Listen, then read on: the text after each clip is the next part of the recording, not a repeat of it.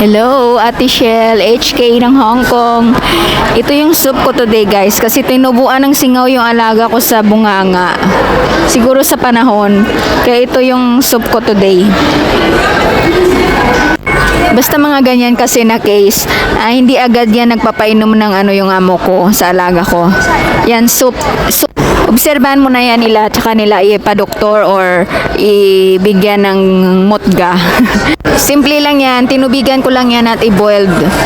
Carrots, corn, yung puti chestnut yan, tapos sugar cane, tubo sa atin. Yung mahaba na parang tubo, hindi ko alam ano yan eh. Dugtong ito guys ng video ko.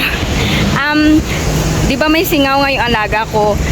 May mga, may meat na ayaw ng amo kong kainin niya. So, chicken lang yung pinapakain ko. At saka, steam lang.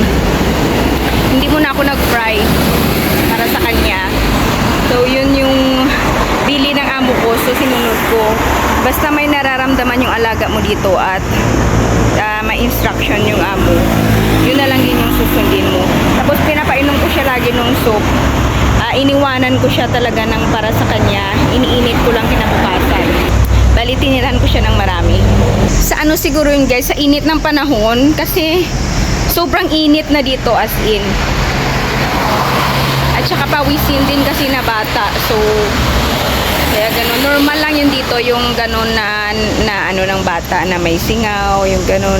Pag medyo maliit lang, mahirap i-handle kasi umiiyak, ayaw dumede or kumain masyado pag yung medyo wala pang isip. Tapos hindi rin nila nasasabi kung anong kailangan nila. At least yung akin, 4 years old na kasi siya. So, alam niya, sinasabi niya kung ano yung masakit, alin yung masakit o ganun. So, medyo magaan na yung edad na ganun pag alaga mo. Medyo makulit lang pag ganung edad kasi nakakapagod. So, dugtong ko lang to guys dun sa video ko.